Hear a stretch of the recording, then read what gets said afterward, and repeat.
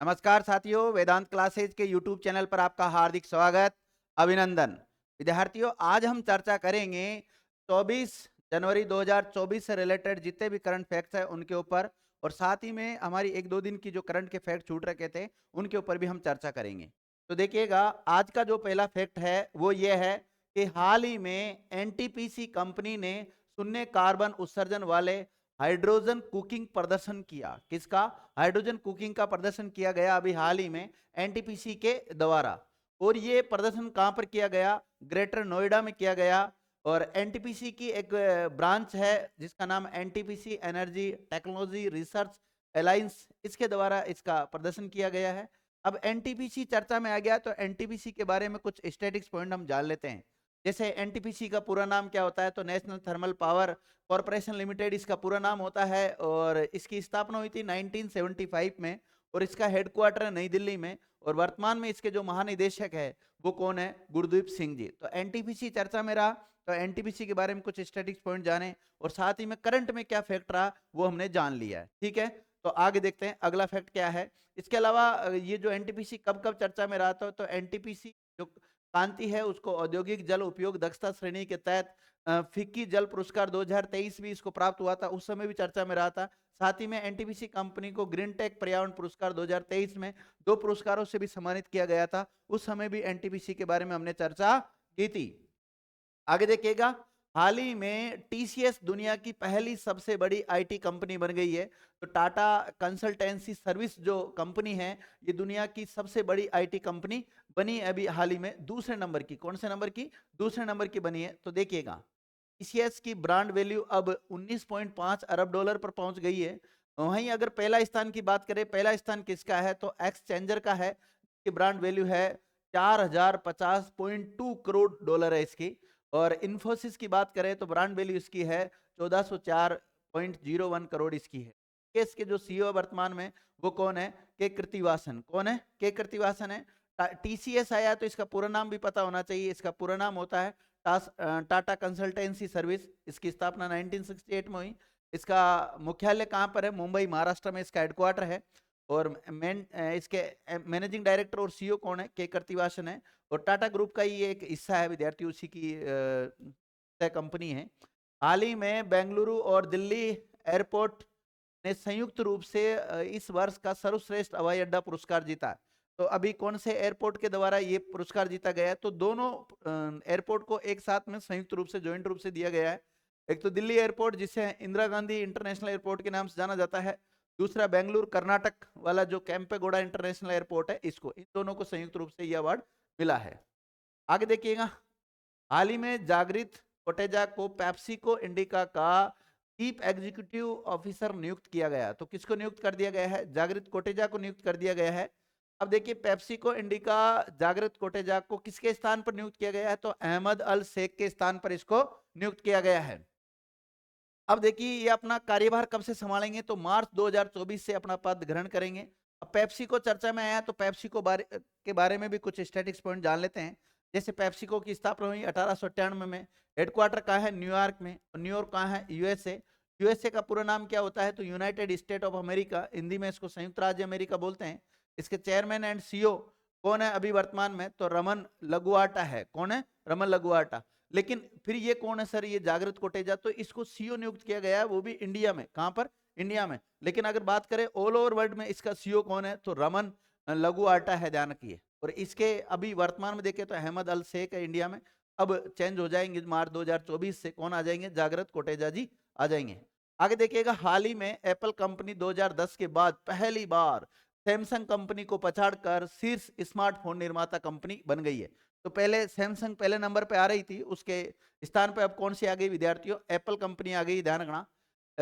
ये रिपोर्ट जारी की है आईडीसी के द्वारा, यानी कि कोरियन कंपनी जो सैमसंग को पीछे छोड़ दिया इसने। और एप्पल कंपनी के जो वर्तमान में अगर बात करें कि सीईओ कौन है इसके, तो सीईओ है इसके टिम कुक। कौन है? Tim Cook. और इसने सैमसंग कंपनी को तो पीछे छोड़ा ही है। आगे देखिएगा, हाल ही में शिक्षा मंत्रालय के द्वारा घोषित नए दिशा निर्देशों के अनुसार कोचिंग सेंटर 16 वर्ष से कम उम्र के छात्रों को नामांकन नहीं कर सकते हैं। तो अभी हाल ही में जो केंद्रीय शिक्षा मंत्रालय है उसकी तरफ से एक गाइडलाइन जारी हुई है, नया दिशा निर्देश जारी हुआ है। उसमें कहा है तो 16 साल से कम उम्र वाले जो बच्चे हैं उनको कोचिंगों में दाखिला नहीं दिया जाएगा, एडमिशन नहीं दिया जाएगा। ऐसे दिशा निर्देश जारी किए गए हैं भारत सरकार के द्वारा। देखिए और कौन कौन सी बातों का दिशा निर्देश जारी किया है। वैसे तो काफी एक पीडीएफ है, मैं आपको अगर चाहिए तो वो प्रोवाइड करा दूंगा, लेकिन देखें हम कौन कौन से दिशा निर्देश है। जैसे साथ ही में किसी प्रकार के कोई भ्रामक वादे नहीं कर सकते, या कोई अच्छी रैंक या अच्छे अंक दिलाने की गारंटी भी नहीं करेंगे। कोचिंग संस्थानों को पाबंद किया गया है इसके लिए।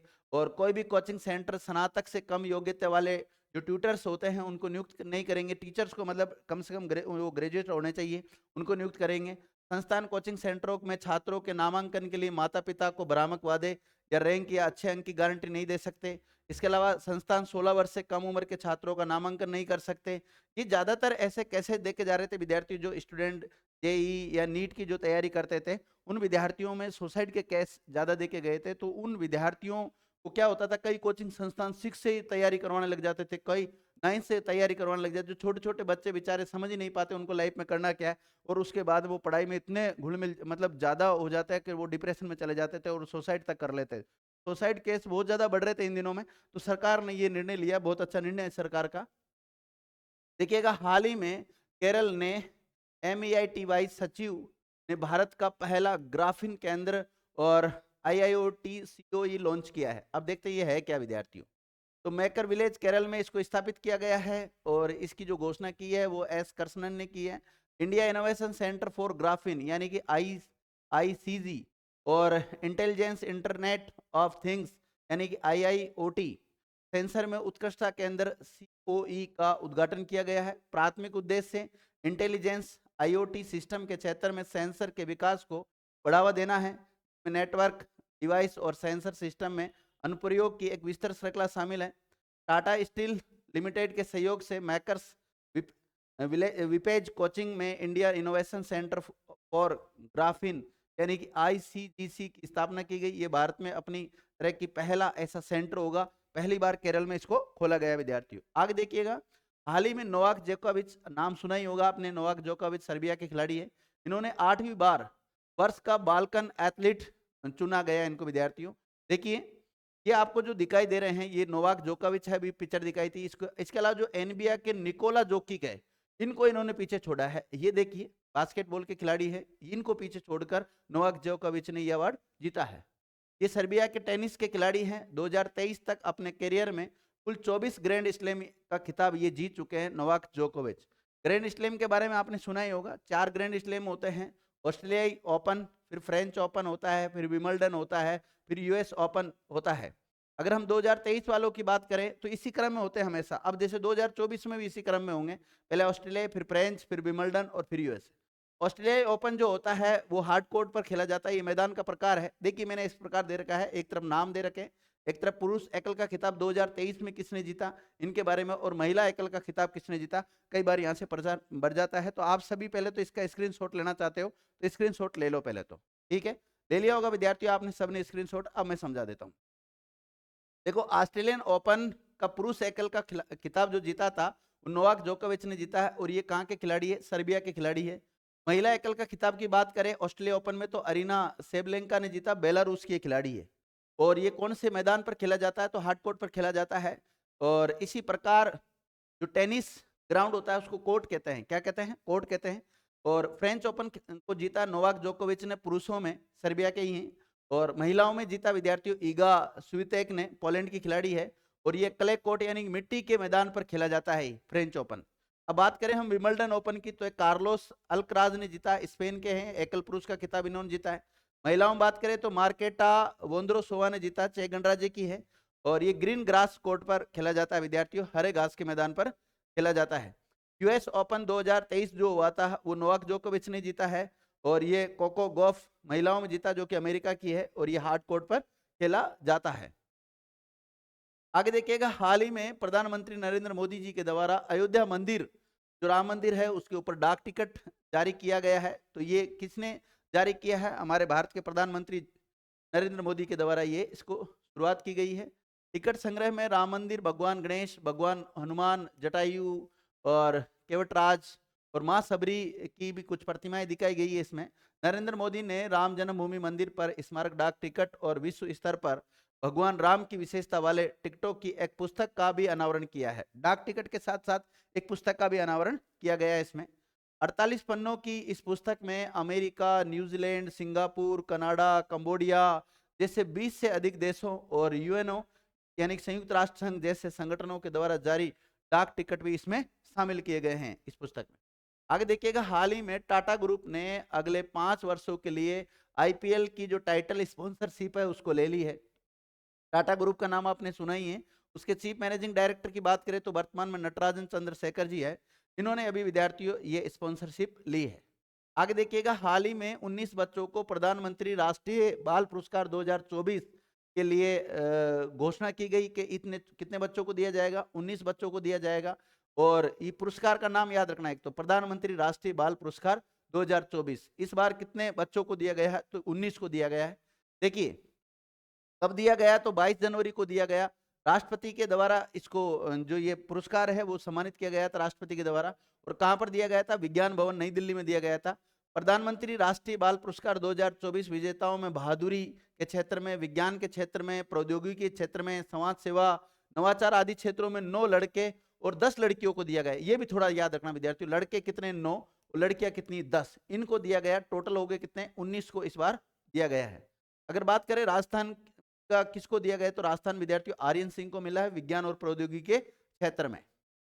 आगे देखिएगा, अगला फैक्ट यह है कि हाल ही में चाइना ने एक बार चार्ज करने पर 50 साल तक चलने वाली एक अनोखी स्मार्टफोन बैटरी बनाने की घोषणा की है। मतलब चाइना ऐसा काम कर रहा है कि एक बार अगर चार्ज कर लिया विद्यार्थियों किसी बैटरी को तो 50 साल तक दोबारा चार्ज करने की जरूरत नहीं है। मतलब एक बार जैसे माना कि हमारे मोबाइल में बैटरी है और इस बैटरी का यूज करेंगे अगर हम, तो एक बार चार्ज करना है, फिर 50 साल तक इसको चार्ज करना ही नहीं है। मतलब एक युवा अगर इसको अगर चालू एक बार फोन खरीद लेता है या ऐसी बैटरी खरीद लेता है तो उसके जीवन में कभी चार्ज करने की उसको जरूरत ही नहीं पड़ेगी विद्यार्थियों। तो ऐसा काम करने की घोषणा किसने की है, चाइना ने की है। और चाइना विद्यार्थी कुछ भी कर सकता है क्योंकि चाइना के पास जो टेक्नोलॉजी है वो खतरनाक टेक्नोलॉजी है। चाइना की बीटा वोल्ट टेक्नोलॉजी एक ऐसी परमाणु बैटरी को बनाने पर काम कर रही है जो ड्रोन और स्मार्टफोन में फिट हो सकती है। किस किस में यूज होगी ये, एक तो स्मार्टफोन में और इसके अलावा जो ड्रोन होते हैं ना उसमें यूज होगी, ध्यान रखना है। और इसको कौन सी कंपनी के द्वारा बनाया जा रहा है, तो बीटा वोल्ट टेक्नोलॉजी जो कंपनी चाइना की उसके द्वारा बनाया जा रहा है। ज्यादातर इसी तकनीकी का उपयोग पैस मेकर में भी किया जाता है विद्यार्थियों। पैस मेकर जो हार्ट में लगाया जाता है, जो दिल के रोगियों को धड़कन को कंट्रोल करने के लिए लगाया जाता है पैस मेकर।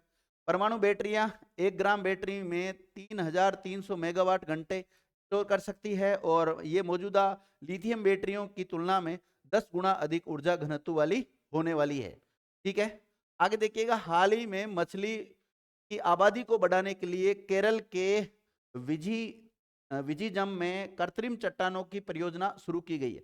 तो समुद्र के भीतर विद्यार्थियों क्या बनाई जा रही है, कृत्रिम चट्टानें बनाई जा रही है जिससे कि मछलियां वगैरह उसमें आके रहने लग जाए, उससे मछलियों की आबादी बढ़ेगी, यानी कि मछली पालन को कैसे भी करके बढ़ावा मिलेगा। इसकी शुरुआत केंद्रीय मत्स्य पालन मंत्री पुरुषोत्तम रूपाला के द्वारा की गई है। इसमें कुल लागत आने वाली है 13.02 करोड़ और इसका 60% केंद्र वहन करेगा और 40% केरल राज्य सरकार वहन करेगी। ठीक है, कृत्रिम चट्टानों में प्रत्येक स्थान के लिए 3 डिजाइनों में 150 मॉड्यूल शामिल है। त्रिकोणीय फूल के आकार और ट्यूबर है। मॉड्यूल को जीपीएस तकनीकी का उपयोग कर तैनात किया जाता है और ये समुद्र तल पर 12 से लेकर 15 मीटर की गहराई पर ही जमा किया जाता है। ये कृत्रिम चट्टानें विभिन्न मछलियां प्रजातियों के लिए आवास प्रदान करेगी जो समुद्री जैव विविधता में योगदान देगी। तो इसलिए कृत्रिम चट्टानें बनाई जा रही है। आगे देखिएगा, हाल ही में मुख्यमंत्री ममता बनर्जी, कहाँ की ये पश्चिम बंगाल की मुख्यमंत्री ममता बनर्जी ने 43वें इंटरनेशनल कोलकाता पुस्तक मेले का उद्घाटन किया। तो विद्यार्थियों इसका उद्घाटन किसके द्वारा किया गया, कोलकाता की जो मुख्यमंत्री ममता बनर्जी उनके द्वारा इसका उद्घाटन अभी हाल ही में किया गया। कहाँ पर, सेंट्रल पार्क बोई मेला प्रांगण कोलकाता पश्चिम बंगाल में इसका उद्घाटन हुआ। कब से कब तक, तो 18 जनवरी से लेकर 31 जनवरी 2024 तक इसका आयोजन हो रहा है। इस बार की थीम जो देश रखा गया, थीम देश रखा जाता है हर बार, तो इसका थीम देश रखा गया यूनाइटेड किंगडम। किसको, यूनाइटेड किंगडम यानी कि यूके को रखा गया। पिछली बार किसको रखा गया था, तो स्पेन को रखा गया था।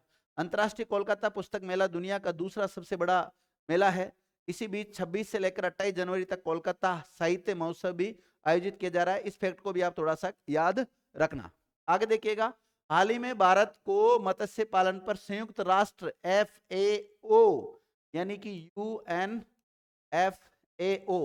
समिति का उपाध्यक्ष नियुक्त किया गया। तो UNFAO का उपाध्यक्ष किसको नियुक्त कर दिया गया? भारत को, यानी कि Food and Agriculture Organisation of the United Nations का जो उपाध्यक्ष बना है वो किसको नियुक्त किया गया? भारत को बनाया गया विद्यार्थियों।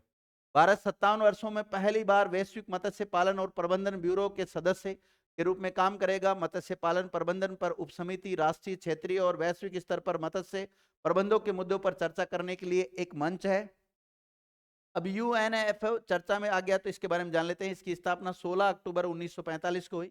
इसका हेडक्वार्टर है रोम, इटली में, और इसके जो महानिदेशक है वो कुयू डोंग्यू है। इसी प्रकार 16 अक्टूबर को UNFAO को स्थापना दिवस मनाया जाता है, क्योंकि विश्व खाद्य दिवस विद्यार्थियों इसकी स्थापना का जो दिवस होता है 16 अक्टूबर, इसी दिन क्या मनाया जाता है? विश्व खाद्य दिवस मनाया जाता है। क्यों मनाया जाता है? क्योंकि उस दिन इस UNFAO की क्या हुई थी? स्थापना हुई थी, इसलिए। आगे देखिए, हाल ही में इंडियन इम्यूनोलॉजिकल ने हेविश्योर नाम से देश का पहला स्वदेशी रूप से विकसित हेपेटाइटिस ए वैक्सीन लॉन्च किया। तो हेपेटाइटिस ए वैक्सीन लॉन्च किसके द्वारा किया गया विद्यार्थियों? तो ये किया गया किसके द्वारा? इंडियन इम्यूनोलॉजिकल के द्वारा, और इसका नाम क्या है? हेविश्योर। क्या नाम है? हेविश्योर है, ध्यान रखना। इंडियन इम्यूनोलॉजिकल राष्ट्रीय डेयरी विकास बोर्ड की पूर्ण स्वामित्व वाली एक सहायक कंपनी है। हेविश्योर एक 2 खुराक वाला टीका है। इसमें 2 खुराक दी जाएगी। पहली खुराक 12 महीने से ऊपर की उम्र वाले व्यक्ति हैं उनको दी जाएगी, जबकि दूसरी खुराक पहली खुराक के कम से कम 6 महीने के बाद में दी जाएगी। हेपेटाइटिस ए एक वायरल संक्रमण है। ये दूषित भोजन और पानी के सेवन से फैलता है। आगे देखिएगा, हाल ही में बोइंग कंपनी ने अमेरिका के बाहर भारत के कर्नाटक राज्य में कंपनी का सबसे बड़ा निवेश किया। तो बोइंग कंपनी ने अभी हाल ही में सबसे बड़ा निवेश कहां पर कर दिया है? तो इसने सबसे बड़ा निवेश किया कर्नाटक में। कहां पर किया है? कर्नाटक में 1600 करोड़ का निवेश किया है इसने। कितना? 1600 करोड़ का किया है। इसके अलावा बोइंग सुकन्या कार्यक्रम भी लॉन्च किया है। यह पहल पूरे भारत में उभरते विमानन क्षेत्र में अधिक लड़कियों के प्रवेश को सुविधाजनक बनाने के लिए डिजाइन किया गया है। ये वाला बोइंग सुकन्या कार्यक्रम है ना, ये। आगे देखिएगा, हाल ही में असम गवर्नमेंट का जो CM है उनके द्वारा मुख्यमंत्री महिला उद्यमिता अभियान का अनावरण किया। तो ये इसका अनावरण किसके द्वारा किया गया है? जो असम के CM है उनके द्वारा किया गया है। मुख्यमंत्री महिला उद्यमिता अभियान, इसको हम MMUA भी कह सकते हैं। इसका लक्ष्य 1 लाख वार्षिक आय लक्ष्य के साथ ग्रामीण महिलाओं के ग्रामीण सूक्ष्म उद्यमिता को बदलना है। MMUA के उद्घाटन चरण में प्रत्येक पात्र आवेदक को 10,000 का अनुदान प्राप्त होगा। कितना? 10,000 का अनुदान प्राप्त होगा। आगे देखिएगा, हाल ही में कार्लोस सेंज ने 61 वर्ष की आयु में चौथी बार डकार रैली जीतकर इतिहास रचा है। तो ये इतिहास किसने रच दिया विद्यार्थियों? कार्लोस सेंज ने रख दिया। ये रेड बुल के ड्राइवर है। सर्वाधिक उम्रदराज विजेता भी यही बन गए हैं। और कौन सी कंपनी के ड्राइवर है? तो ये भी पता होना चाहिए आपको, रेड बुल के। आगे देखिएगा, मोटिवेशनल कोड है, सफल होने वाले व्यक्ति हमेशा सकारात्मक और प्रसन्न रहता है, और जो सकारात्मक और प्रसन्न रहता है वही सफल होता है। ध्यान रखना, जीवन में आप भी हमेशा सकारात्मक सोच के साथ हमेशा प्रसन्नचित्त रहें और अपनी तैयारी निरंतर करते रहें। किसी प्रकार की जो नकारात्मक सोच वाले हैं उनसे दूरियां बना के रखें। इसी के साथ आज की क्लास हमारी ऑफ होती है। आपको क्लास कैसी लगी? अच्छी लगी है तो कमेंट्स कीजिए, लाइक कीजिए, शेयर कीजिए वीडियो को अधिक से अधिक लोगों के साथ। थैंक यू मित्रों।